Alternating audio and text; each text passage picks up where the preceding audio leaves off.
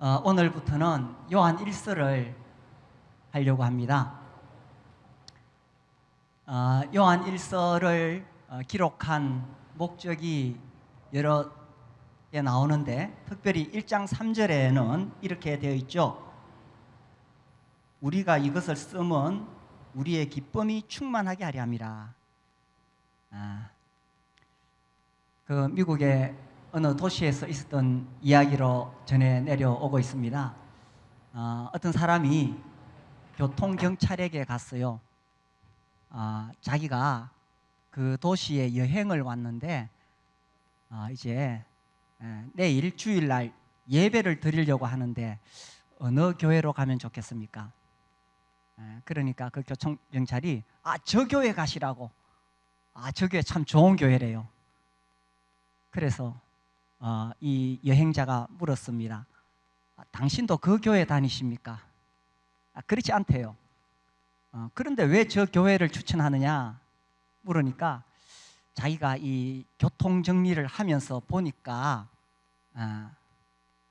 그 교회에서 나오는 사람들이 다 얼굴이 해같이 빛나더래요.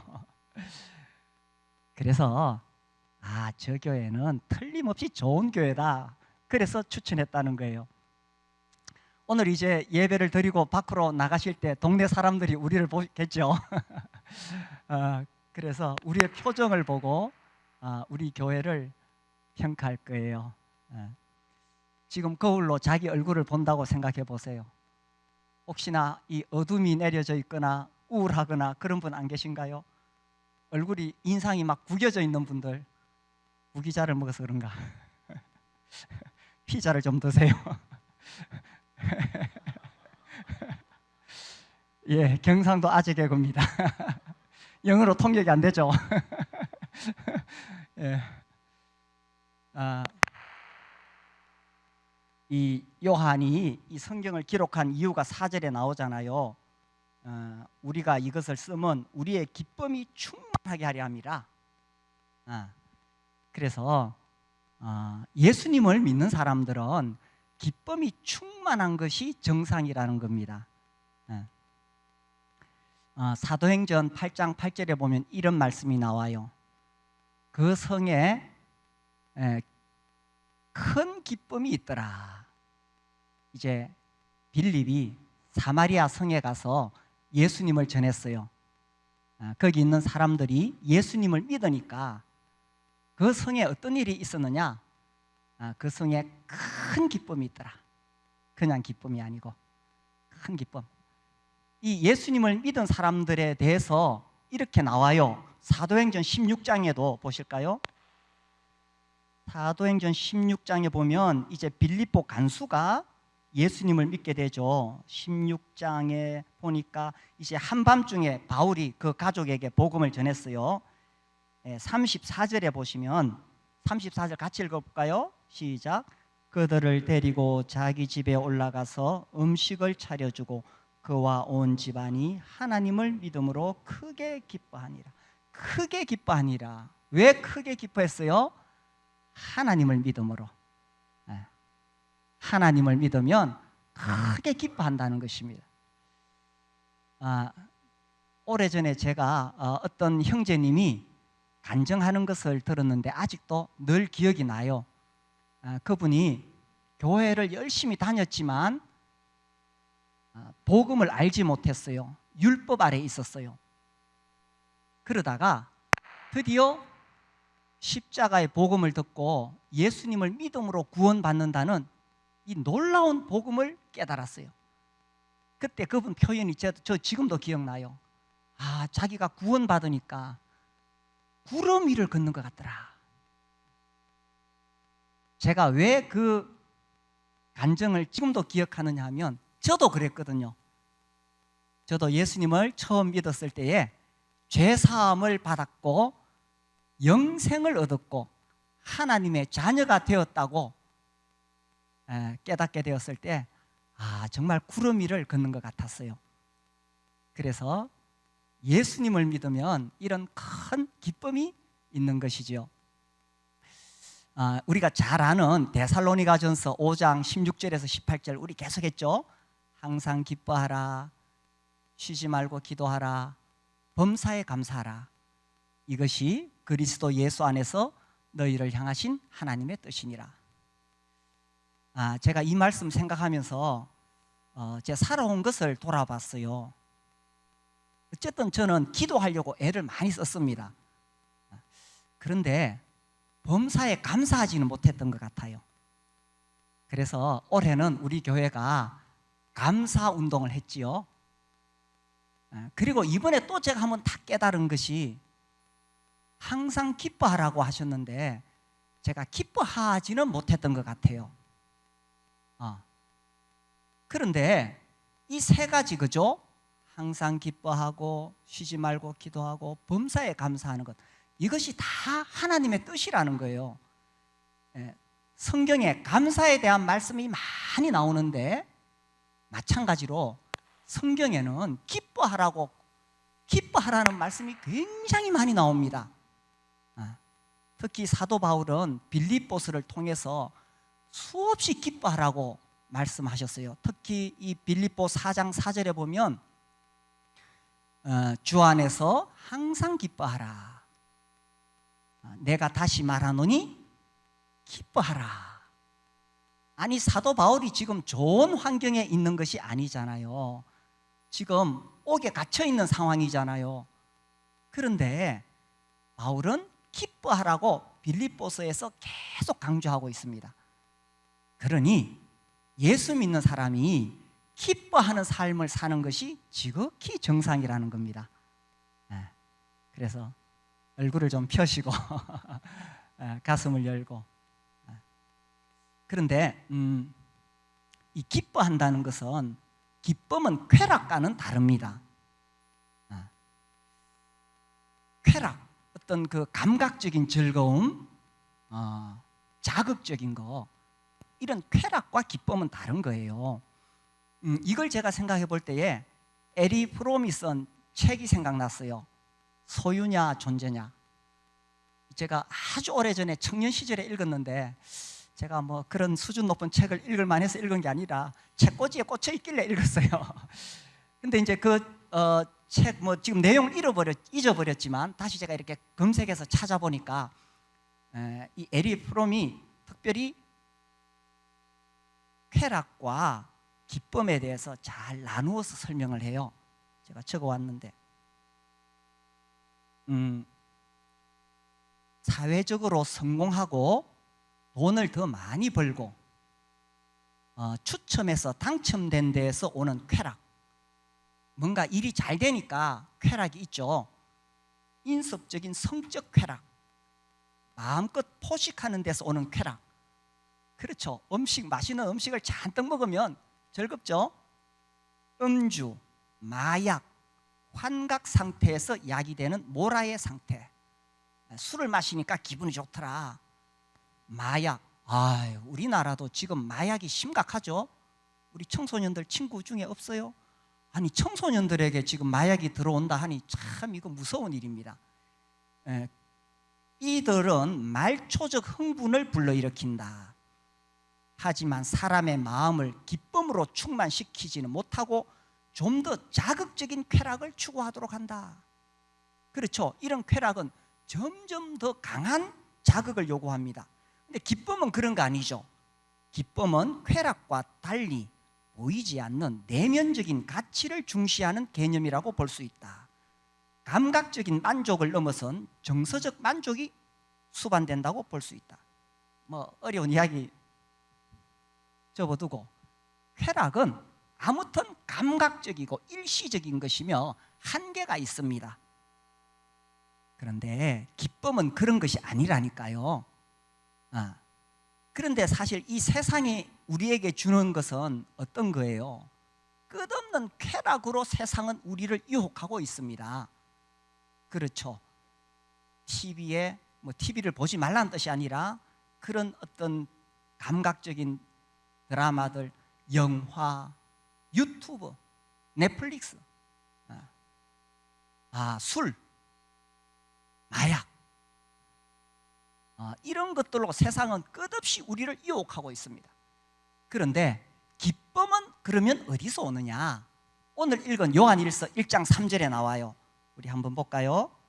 1장 3절 같이 읽어봅시다. 시작. 우리가 보고 들은 바를 너희에게도 전함은 너희로 우리와 사귐이 있게 하려 함이니 우리의 사귐은 아버지와 그의 아들 예수 그리스도와 더불어 누림이라. 이 기쁨이 어디서 오느냐? 우리 하늘 아버지와 예수 그리스도와 사귐을 가질 때 여기서 진정한 기쁨이 온다는 것입니다. 우리 중에 아직 예수님을 영접하지 못하신 분이 계십니까? 아유, 머뭇거리지 마세요. 너무 시간 끌지 마세요. 인생 자꾸 흘러갑니다. 예수님을 나의 구주로 모셔드릴 때에 이런 기쁨을 누릴 수가 있습니다. 그리고 예수님을 믿었는데 혹시 우리 가운데 이 기쁨을 잃어버린 분이 계세요? 그러면 이 기쁨을 회복해야 합니다. 주 안에서 항상 기뻐하라. 내가 다시 말하노니 기뻐하라. 예수 믿는 것은 기쁨이 충만한 거예요.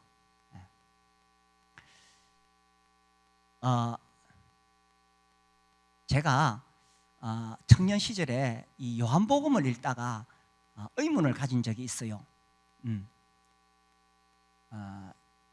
이제 예수님이 그 사마리아 여인을 만나셨을 때에 생수를 주겠다 이렇게 말씀하셨잖아요. 그래서 이 여자가 아니 여기 지금 물기를 그릇도 없고 우물은 깊은데 당신이 어떻게 나에게 생수를 주겠습니까? 그때 주님이 아주 놀라운 말씀을 하셨지요.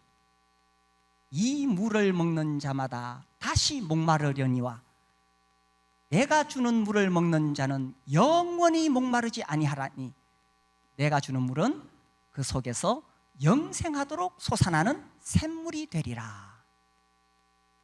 그래서 예수님이 주시는 그 생수를 마시면은 영원히 목마르지 않는다는 거예요. 그런데 제가 그때 왜 의문을 가졌느냐 하면 저도 처음에 예수님 믿을 때는 정말 그 기쁨의 샘물을 맛보았어요. 그런데 신앙생활 하다 보니 나도 모르게 그냥 시들시들해졌어요. 아니 영생하도록 솟아나는 샘물이라면 영원히 목마르지 않아야 되는데 나 예수님 믿었는데 왜 이 마음에 이렇게 답답하지? 난 구원을 받았는데 왜 이렇게 갈증이 나지? 그때는 이게 잘 정리가 안 됐었습니다. 그런데 이제 나중에 깨닫게 되었어요. 우리가 구원을 받는 것은 단번에 얻는 거예요. 그죠? 유다서에 보면 단번에 얻는 구원. 어떤 나의 공로, 노력, 시간 이런 게 아니라 예수 그리스도의 십자가 보혈을 믿는 그 순간에 우리는 모든 죄 사함을 받지요. 바로 그 순간 예수님 영접할 때에 우리는 하나님의 자녀가 되고 영원한 생명을 얻습니다.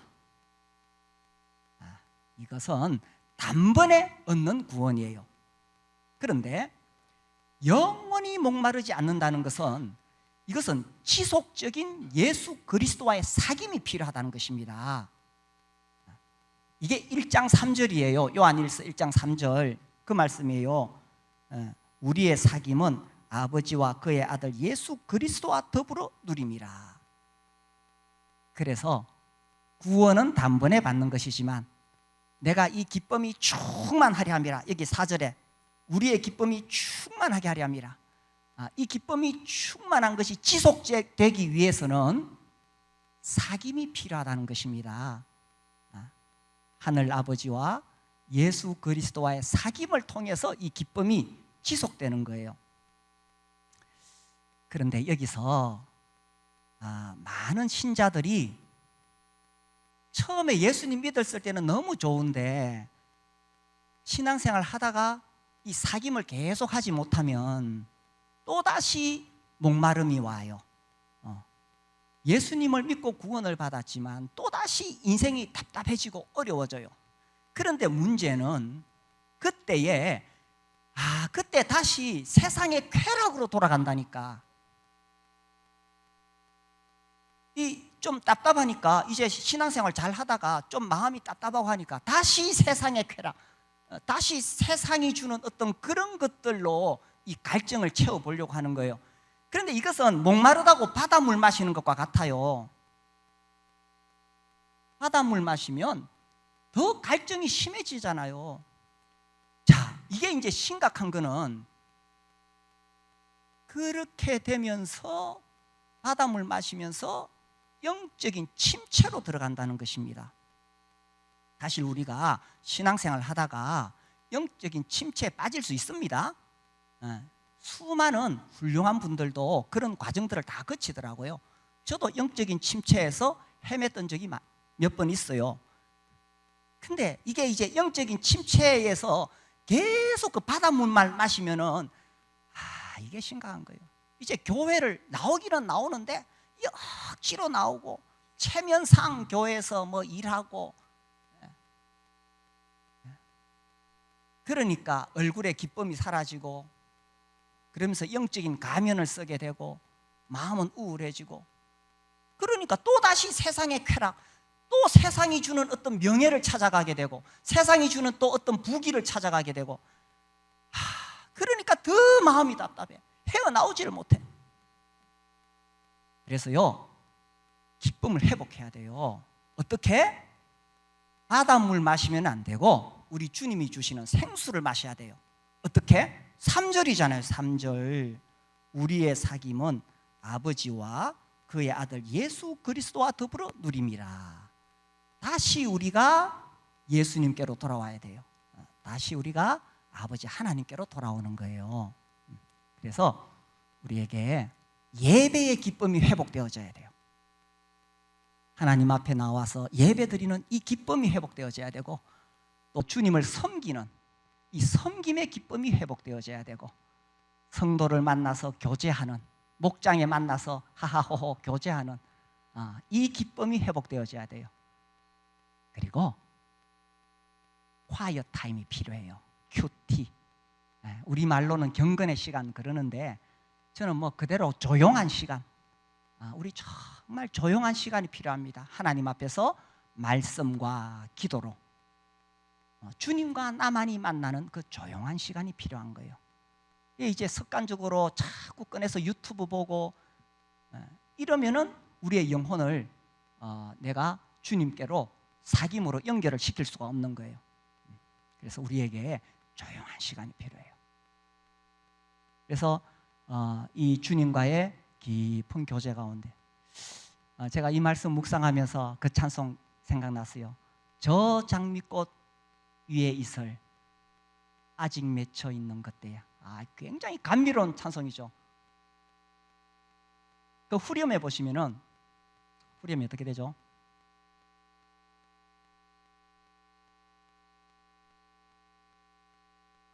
네? 주가 나와 동행을 하면서 나를 친구 삼으셨네.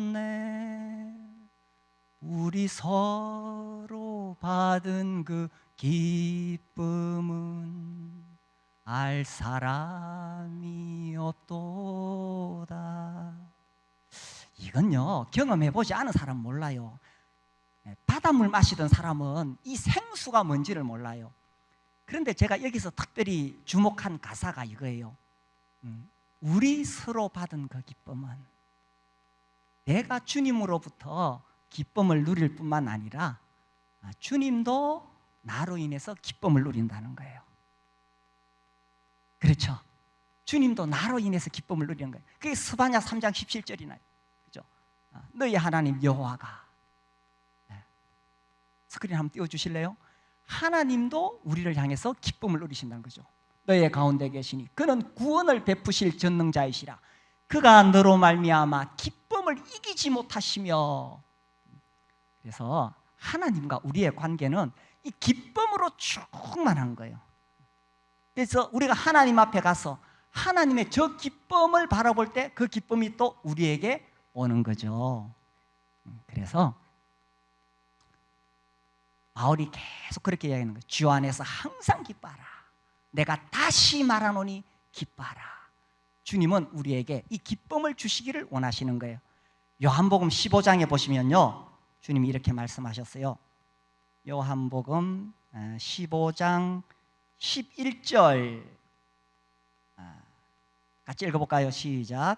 내가 이것을 너희에게 이름은 내 기쁨이 너희 안에 있어 너희 기쁨을 충만하게 하려 함이라. 그러니까 성경 곳곳에 보시면요, 주님은 정말 우리에게 기쁨을 주기를 원하셨어요. 그러니 우리의 신앙생활이라는 것은 이런 기쁨으로 충만한 거예요. 그래서 기쁨을 회복해야 되겠죠. 기쁨을 회복해야 돼요. 그런데 이제 이 기쁘다는 것은 좋은 일이 있을 때는 뭐 기뻐할 수 있겠죠. 그런데 나에게 시련이 오고 고난이 오고 문제가 있을 때, 그때도 내가 기뻐할 수 있느냐 하는 거예요. 야, 이게 기쁨이라는 게요, 이게 엄청난 능력이 있어요. 능력이. 그 대표적인 사람이 있는데, 하박국 다시 한번 찾아볼까요? 호박국이 아니고 하박국, 구약 성경 마지막에 나오죠. 하박국 3장 17절과 18절. 자, 이 배경은 이제 바벨론이 침공해 옵니다. 그 강대국이 창칼 들고 오게 되면은 약소국인 유다는 이제 완전히 망해버려요. 그죠? 17, 18절 같이 읽어봅시다. 시작. 비록 무화과 나무가 무성하지 못하며 포도나무에 열매가 없으며 감람나무에 소출이 없으며 밭에 먹을 것이 없으며 우리의 양이 없으며 외양간에 소가 없을지라도 나는 여호와로 말미암아 즐거워하며 나의 구원의 하나님으로 말미암아 기뻐하리로다. 예, 자, 여기 보니까 정말 이 심각한 상황이죠. 전쟁의 공포가 밀려오는 상황입니다. 그런데도 하박국 선지자는 기뻐한다고 했어요. 야, 이게 이 기쁨의 능력이 정말 놀라운 거예요. 그래서 아무 문제가 없어가지고 뭐 자식도 잘 되고 사업도 잘 되고 몸도 건강하고 이렇게 해서 기뻐하는 게 아니에요. 왜 기뻐했느냐? 여기 18절에 답이 나오잖아요. 왜 즐거워했어요? 여호와로 말미암아 즐거워하며. 왜 기뻐했어요? 나의 구원의 하나님으로 말미암아 기뻐하리라. 그렇죠. 그래서 이것이 예수님을 믿는 사람의 비밀이에요. 이것이 우리 기쁨의 근원이에요. 우리가 가진 것을 잃어버릴 수 있어요. 건강도 잃고 돈도 잃고 사랑하는 사람이 나를 떠나갈 수도 있어요. 그러나 영원히 함께 하시는 분, 어떤 상황에서도 나를 버리지 않고 나와 함께 하시는 분, 그 하나님으로 인하여 기뻐한다는 거죠. 학교 다니실 때 혹시 뭐 스토아 학파, 에피쿠로스 학파 배우셨나요? 지금 배우나요? 저는 학교에서 중학교 때 배웠는지 고등학교 때 배웠는지 기억이 있어요. 막 양쪽이 서로 다르죠. 에피쿠로스 학파 시험 칠 때 외웠어요. 쾌락주의. 시험 치려고 외웠어요. 물론 에피쿠로스가 말하는 그 쾌락은 어떤 말초적인 감각적인 쾌락을 말하는 것은 아닙니다. 그런 것을 뜻하는 건 아니에요. 근데 아무튼 그가 했던 말 중에 이 쾌락은 고통의 부재, 마음의 평정에서 온다. 그렇겠죠, 그죠? 이 고통은 특별히 육체와 관련된 겁니다. 뭐 먹고 사는 문제라든지 뭐 건강의 문제. 마음의 평정은 영혼과 정신과 관련된 것이지요. 그래서 그분은 그렇게 이야기했어요. 그리고 거기에 일면 동의가 됩니다. 그런데 이 스튜어트라는 사람은 이렇게 말했어요. 기쁨은 고통의 부재가 아니라 하나님의 임재이다. 멋있는 말이지 않습니까? 동의가 됩니까? 자넷 어스킨 스튜어트, 이름이 기억났어요. 기쁨은, 우리 그리스도인의 기쁨, 신자의 기쁨은 고통의 부재가 아니라 하나님의 임재이다. 그렇죠. 그래서 하박국이 이런 전쟁의 공포가 몰려오고 전쟁이 오면은 다 그냥 황폐하대요. 먹을 것도 없고 열매도 없고 다 그냥 황폐하대요.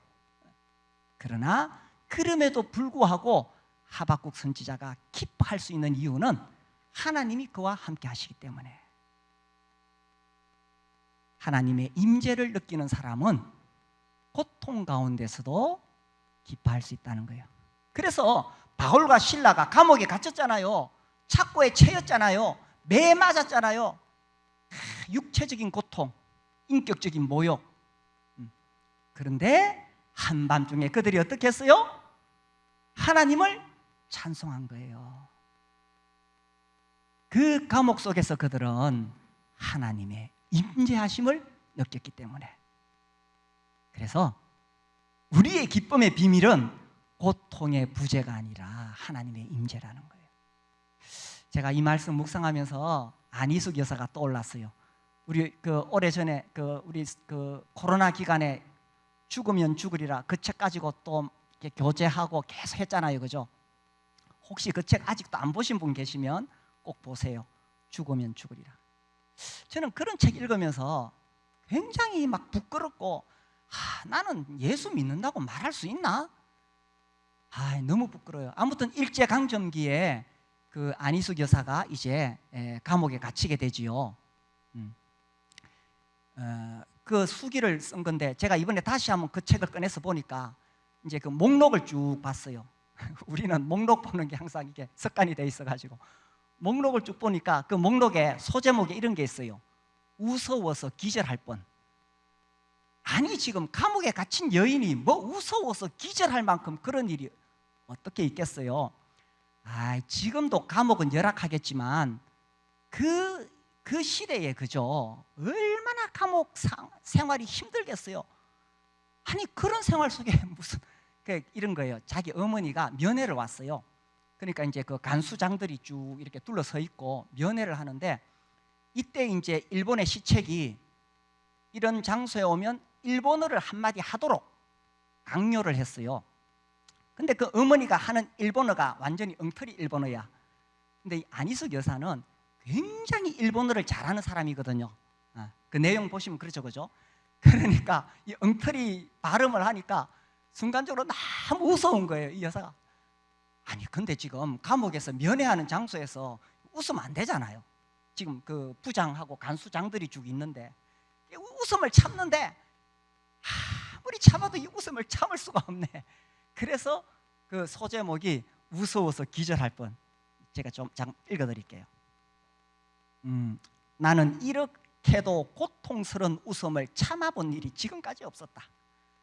부장도 남자 여자 간수도 어깨를 들썩들썩하며 웃음을 못 이겨서 입을 꼬고 있고, 그러니까 이제 막 안희숙 여사가 막 웃어서 어쩔 줄 모르니까 그 뒤에 있는 간수들도 막 너무 무서운 거예요. 어머니만 어이가 없고 초조해서 나를 바라보았다. 나는 이 웃음을 끊을 힘이 없었다. 가슴이 조여드는 것 같이 아프고 배꼽이 꼬집어 뜯는 것 같이 아프고 입이 찢어지는 것 같이 아파도 그래도 웃음은 멈추지 않았다. 그래가지고 이제 면회를 오셨는데 한마디 말도 못하고 웃다가 다시 돌아갑니다. 돌아가가지고 이제 그 같은 그 옥에 있던 사람들이 무슨 일인가 묻는데 거기서 또 웃느라고 막. 이게요 고통의 부재가 아니라니까. 이 안희숙 여사 글에 보면 굉장히 자부심을 가지고 있는 게 있어요. 자기 가슴 속에는 성경 100장, 찬송가 150장이 있다, 이렇게 말해요. 그래서 그 옥에 갇힌 상황 속에서 계속 성경을 외웁니다. 어떻게 100장을 다 외울까? 계속 성경 외우고, 그리고 거기 수인들하고 함께 있을 때 찬송가를 계속 가르쳐줘요. 그 찬송가를 통해서 그들이 주님을 만나도록 하는 거죠. 내 가슴 속에는 성경 100장과 찬송가 150장 있다. 이게 뭐겠어요? 내 가슴 속에 하나님이 늘 임재하신다. 그래서 고통의 부재가 아니라 하나님의 임재라니까요. 우리가 이 기쁨을 회복했으면 좋겠어요. 아직 우리 가운데 정말 예수님 아직 영접하지 않으신 분들은 정말 예수님을 영접하셔서 이 기쁨을 누리시기를 바라고, 우리가 신앙생활 하다가 마음이 좀 답답해질 때 우리 주님과의 교제를 통해서 이 기쁨을 회복하시고 우리도 기뻐서 기절할 뻔하는 그러한 우리 신앙생활을 했으면 좋겠습니다. 우리 함께 기도하겠습니다.